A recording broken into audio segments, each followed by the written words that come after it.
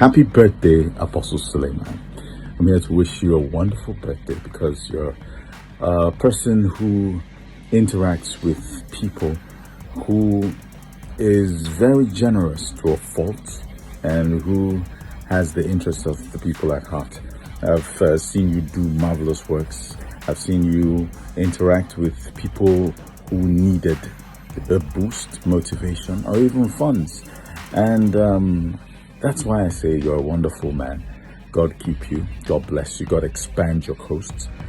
God should fulfill what you never envisaged. You must have an estimation of what God could do for you. But I pray that when He eventually does it, you will be astounded because you got more than you bargained for. God bless you, Apostle. Happy birthday and enjoy.